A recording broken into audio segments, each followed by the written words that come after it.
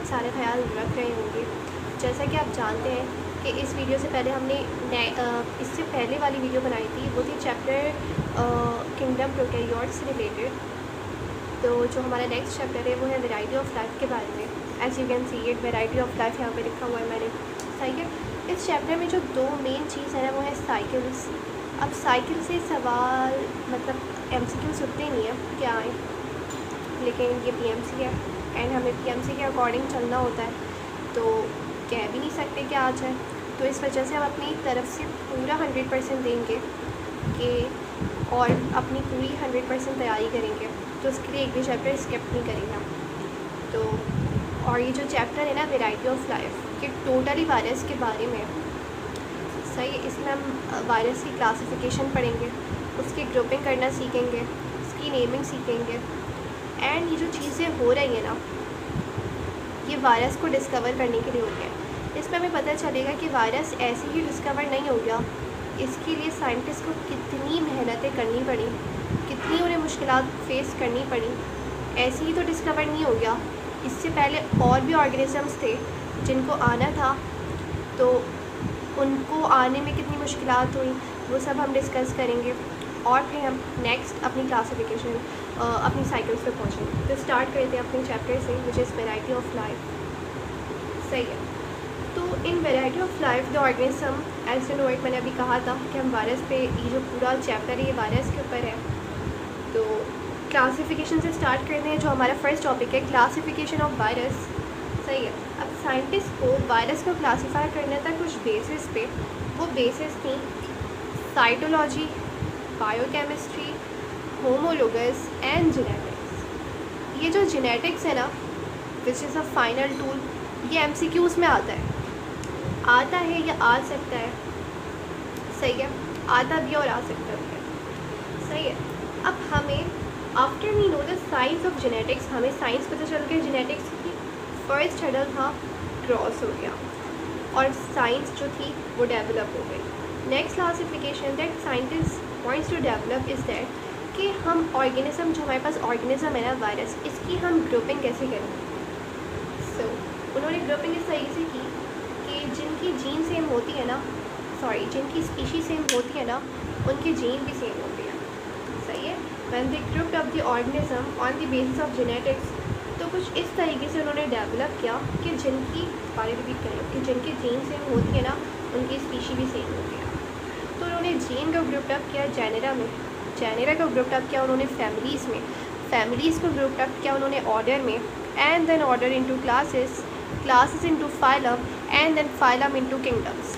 Kingdom से हमारे पास दो किंगडम्स आए, आप यहाँ पे देख सकते हैं, kingdom Animalia and then kingdom Plantae, जो हम पढ़ रहे हैं। और किंगडम्स उन्हें, अब साइंटिस्ट को दूसरा जो हर्डल मिला था वो ये था कि ऑर्गेनिज्म, यहाँ तक हमारे पास किंगडम्स हो गए था। सही है। ग्रुपिंग हो गई, क्लासिफिकेशन तो हो गई थी, इसके बाद ग्रुपिंग हुई। अब तीसरा जो था उनको हर्डल वो ये था कि ऑर्गेनिज्म की हम नेमिंग किस तरीके से की जाए। सही है। तो उन्होंने कुछ रूल्स बनाए बायनोमेनक्लेचर के। बायनोमेनक्लेचर वो साइंस है जिसके थ्रू ऑर्गेनिज्म की नेमिंग होती है। तो उन्होंने जो रूल्स बनाए वो ये थे, फर्स्ट यहाँ पे लिखा है the name of the organism, first point है यहाँ का, the name of the organism will consist of only 2 words. Second point, one will be the genus and the other will be the species. Third point, the first alphabet of the first word will be the capital and the rest is a small word, small alphabet, sorry. It should be written in italic form, if not italic then bold and underlines. सही है। अब यहाँ पे लिखा हुआ है first point में कि the name of organism will consist of only 2 words, यानी जो हमारे पास ऑर्गेनिज्म है ना, इसका जो नेम होना चाहिए वो 2 वर्ड्स पे मुश्तमिल होना चाहिए, कंसिस्टेंसी 2 वर्ड पे होनी चाहिए। सही है। एक जीनस होगा तो दूसरा स्पीशी होगा। ये जो ऑर्गेनिज्म हम डिस्कवर करने जा रहे हैं ना, इसका फर्स्ट अल्फ़ाबेट कैपिटल होना चाहिए और बाकी के जो है ना वो स्मॉल होने चाहिए। As you can see it, ये इटैलिक फॉर्म में होगा। अगर इटैलिक नहीं हो सकता तो बोल्ड एंड अंडरलाइंस पे होगा। तो आते हैं अपने नेक्स्ट टॉपिक पे, जो कि है 2 किंगडम सिस्टम। सही। इसमें जो पहला किंगडम है वो है किंगडम एनिमलिया। इससे पहले जो रूल्स थे ना वो डेवलप हो गए, उसके बाद किंगडम्स डेवलप होना स्टार्ट होंगे, रूल्स बन गए ना, उसके बाद किंगडम्स आएंगे, ऑब्वियस सी बात है। तो किंगडम्स डेवलप होना स्टार्ट हुए। अब किंगडम एनिमेलिया में जो ऑर्गेनिजम्स रखे गए ना, उनकी शरायत ये थी कि वो हीटरोट्रॉफ्स होंगे। हीटरोट्रॉफ्स आपको पता है वो होते हैं जो कि अपना खाना खुद बनाते हैं। सेकंड ये कि वो नॉन क्लोरोफिलस होंगे। थर्ड ये कि वो मोटाइल होंगे। फोर्थ वन की सेल वॉल इनके पास नहीं होगी। सेल वॉल क्रिएट करना सबसे इम्पॉर्टेंट, सबसे डिफ़िकल्ट और इम्पॉर्टेंट टास्क था क्रिएट करते हुए। Second kingdom which is kingdom Plantae. Kingdom Plantae में ये कह रहे हैं कि या तो ये ऑटोट्रॉफिक होंगे या ये हीटरोट्रॉफिक होंगे। या तो सेकंड पॉइंट में ये कह रहे हैं कि या तो ये क्लोरोफिलस होंगे या तो ये नॉन क्लोरोफिलस होंगे। थर्ड में सेसाइल होंगे। फोर्थ वन के इनके पास सेल वॉल होगी।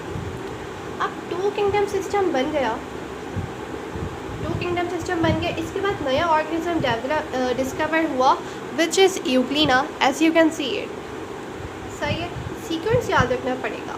पहले हमने क्या करा था, पहले हमने ग्रुपिंग की थी, दैन हमने नेमिंग की थी, सबसे पहले हमने क्लासिफिकेशन की थी, उसके बाद ग्रुपिंग की थी, उसके बाद नेमिंग की थी, रूल्स बने थे, दैन टू किंगडम सिस्टम आया। सही है, तो ये सब याद रखना पड़ेगा। अब इशू ये था, यूग्लिना की बात करें।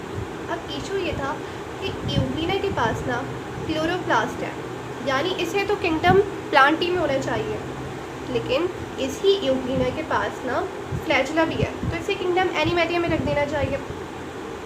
अब समझ नहीं आ रहा था साइंटिस्ट को कि कहाँ रखें, किंगडम प्लांटी में रखें यूग्लिना को, या तो किंगडम प्लांटी में रखें या तो एनिमेलिया में रखें। तो फिर उन्होंने न्यू किंगडम बनाया। थोड़े अरसे में क्लैमाइडोमोनास डिस्कवर हो गया। क्लैमाइडोमोनास ये है ना, तो क्लैमाइडोमोनास डिस्कवर हो गया। उसमें भी सेम यही मसला जो कि यूग्लिना का मसला था। दैन पैरामीशियम डिस्कवर हुआ यहाँ। सही है, पैरामीशियम डिस्कवर हुआ। अब इसके पास दो न्यूक्लियस होते हैं। सही है, अब इसे हम किंगडम प्लांटी में भी भेज सकते थे, लेकिन पैरामीशियम यूनिसेल्युलर है, तो फिर दोबारा न्यू किंगडम दिया। अब इसी तरीके से फंजाई आया और कुछ 13 किंगडम्स डेवलप हुए। यहाँ पे लिखा हुआ है ना, कुछ 13 किंगडम्स डेवलप हुए, लेकिन कहीं कहीं यानी किसी बुक्स में लिखा हुआ है कि 18 किंगडम्स भी हैं। And at last bacteria discover हो गया। अब नेक्स्ट टॉपिक डिस्कस करते हैं which is basis of Robert Whittaker kingdom की। पीछे जो हमने डिस्कस किया था लास्ट कि बैक्टीरिया डिस्कवर हुआ, उसके बाद ना कुछ बेसिस बनी, उसमें रॉबर्ट विटेकर ने किंगडम्स को स्क्वीज किया और लिमिटेड 5 किंगडम्स में लेके आया। जो दो मेन मेथड्स थे ना, वो ये था मोड ऑफ फीडिंग और सेल्यूलर ऑर्गेनिजम्स। इसके थ्रू उसने 5 किंगडम सिस्टम्स को रखा। उसने क्या किया, अब जो 13 या 18 किंगडम्स को स्क्वीज करके 5 में लेके आया था ना, तो उसमें जो फर्स्ट किंगडम है वो है किंगडम मुलेरा। इसमें उसने सारे यूनिसेल्यूलर प्रोकैरियोट्स रखे and they were feed by variety of different methods. Second जो किंगडम था वो था किंगडम प्रोटिस्टा। उसमें भी उसने सेम यूनिसेल्यूलर प्रोकैरियोट्स रखे, यूनिसेल्युलर यूकैरियोट्स रखे, and they will also feed by variety of different methods. Third kingdom आया विच इज़ किंगडम फंजाई। इसमें उसने मल्टी सेल्युलर यूकैरियोट्स रखे but except yeast. Second point, इनके पास सेल वॉल तो होगा but with fungal cellulose. Fourth point कि इनके पास क्लोरोफिल नहीं होगा, ये इसमें आ नहीं रहा बट इनके पास नो क्लोरोफिल, यहाँ पे लिखा हुआ है नो क्लोरोफिल। फोर्थ पॉइंट है they will feed through absorption. ठीक है, अब फोर्थ जो किंगडम है वो है किंगडम प्लांटी। इसमें उसने मल्टी सेल्युलर यूकैरियोट्स रखे। सेकंड पॉइंट, ये फोटोसिंथेटिक होंगे, as you know that kingdom Plantae है तो फोटोसिंथेटिक होंगे। क्लोरोफिलस होंगे just because of Plantae. Cell wall होगा, किंगडम प्लांटी में सेल वॉल होता है and cell wall is made up of cellulose. Fifth kingdom which is kingdom Animalia, इसमें उसने मल्टी सेल्युलर यूकैरियोट्स रखे। कहा कि इनके पास सेल वॉल नहीं होगा बिकॉज प्लांट में एनिमल में नहीं होता। नॉन क्लोरोफिलस होंगे and they will feed through injection just because ये हीटरोट्रॉप से अपना खाना खुद बनाता है। सही है, अब वो भूल गया। अब आप देख सकते हैं कि ना सारे यहाँ पे मौजूद है किंगडम्स बट एक्सेप्ट यूग्लिना, तो वो यूग्लिना को भूल गया। तो दूसरी साइंटिस्ट ने फ़ायदा उठाया उसका और ऑब्जेक्शंस क्रिएट किए विटेकर पे। पहला ऑब्जेक्शंस उन्होंने क्रिएट किया वो ये था कि वो किंगडम मुनेरा पे था कि यूनिसेलुलर प्रोकैरियोट्स क्यों है। ऑब्जेक्शन ये किया था कि कोई दूसरा मल्टी सेलुलर प्रोकैरियोट्स ऑब्जर्व होता है तो बाकी किंगडम सिस्टम में ऐसी कौन सी पोजीशन है जिसमें इसको रखा जाएगा। तो जो ऑब्जेक्शंस बने वो ये थे कि अब ऑब्जेक्शंस हुए रॉबर्ट विटेकर के किंगडम्स पे। फर्स्ट पॉइंट ये था कि unicellular algae and the multi cellular algae we are placed in different groups. Second point ये था कि no space for those organisms that has dual nature. अब डुअल नेचर के कौन से ऑर्गेनिजम्स हो सकते हैं। पैरामीशियम हो गया, टुबलिना हो गया या क्लेमाइडोमोनास हो गया, ये सारे डुअल नेचर के होते हैं। And at last Robert Whittaker का 5 किंगडम सिस्टम रिजेक्ट हो गया। हम जिसका 5 किंगडम सिस्टम पढ़ते हैं ना अपनी फर्स्ट ईयर की बुक में, वो है 5 kingdom system of Margulis and his keywords का।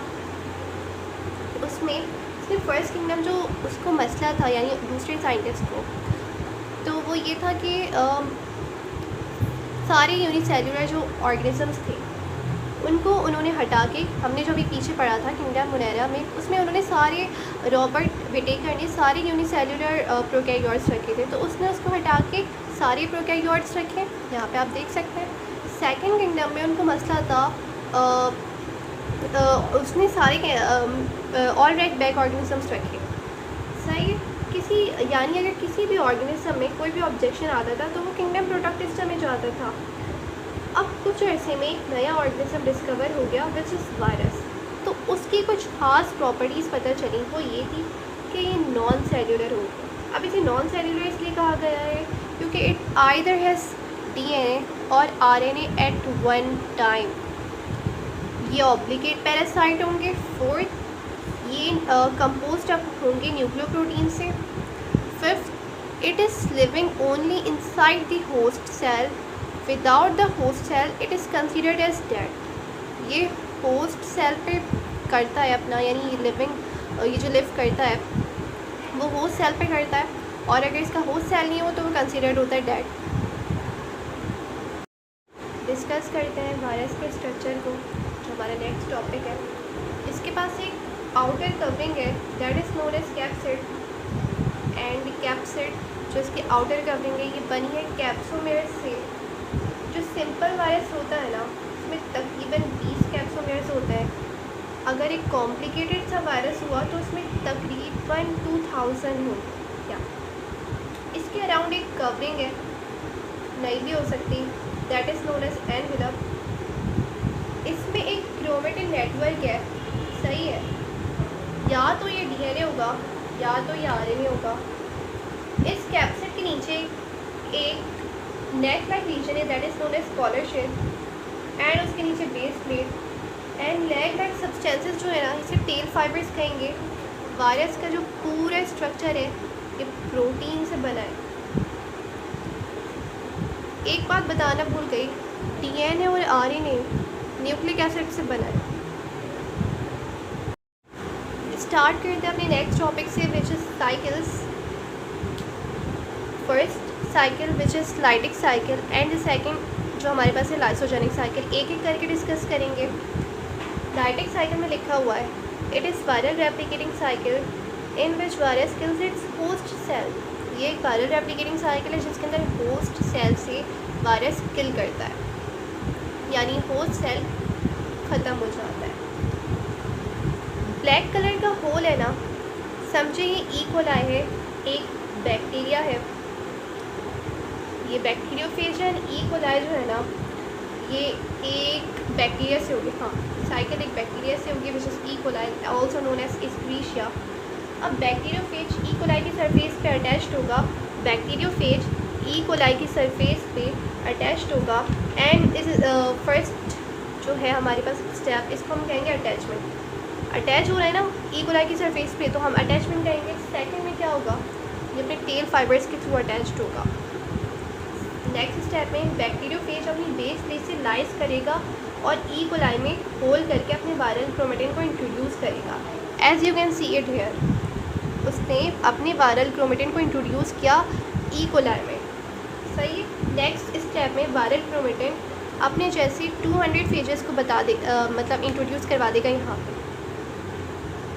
ये वाला स्टेप कंप्लीट। जस्ट एक चीज़ बताना भूल गई, इस सेकंड जो फेज़ होता है उसको हम कहेंगे एम्प्टी गोस्ट या डिसॉल्व। एम्प्टी हो जाता है ना, आप देख सकते हैं वायरल क्रोमेटिन एम्प्टी हो गया, बैक्टीरियोफेज में से एन इकोलाई में इंट्रोड्यूस हो गया। सही है। अब नेक्स्ट स्टेप में वायरल सेल इतना मौजूद है बैक्टीरियल सेल में तो वो हो जाना है burst, and then 200 phages will be released out. सही है। अब ये कि दूसरे बैक्टीरिया में जाएंगे and cycle will keep on, lytic cycle यहाँ तक। सही है। आते हैं दूसरी साइकिल की तरफ, which is lysogenic cycle. Lysogenic cycle में क्या लिखा है? Viral replicating cycle in which host cell causes self destruction. ये लाइटिक साइकिल के अपोजिट है, इसमें सेल्फ डिस्ट्रक्शन होती है। फर्स्ट स्टेप में virus by the help of its tail fibres attached होगा बैक्टीरिया सरफेस पे। नेक्स्ट स्टेप में लाइटिक साइकिल की तरह ये वायरल क्रोमेटिन को इंट्रोड्यूस कर देगा। जब वायरस बैक्टीरिया सरफेस में एंटर होता है तो वो फेज लैम्डा फेज कहलाएगा या टेम्पोरेट फेज कहलाएगा, as you can see it here. अब ये बैक्टीरिया डिवाइड होगा बाइनरी फिशन में, इसके साथ साथ क्रोमेटिन नेटवर्क भी डिवाइड होगा।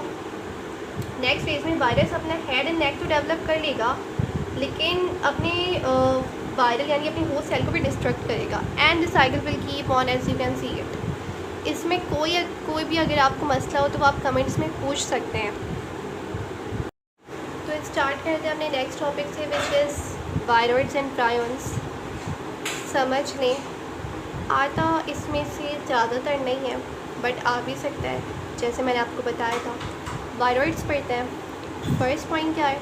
These are infectious molecules that infects plant. ये इन्फेक्शियस मॉलिक्यूल्स होते हैं जो कि प्लांट्स को इन्फेक्ट करते हैं। Second point, they have tiny molecules of naked circular RNA. इनके पास आरएनए होता है but in naked form. Third property, the replicating property of viroids is known. इनकी रेप्लिकेटिंग प्रॉपर्टी पता है। Fourth point, viroids uses the host cell proteins for its replication.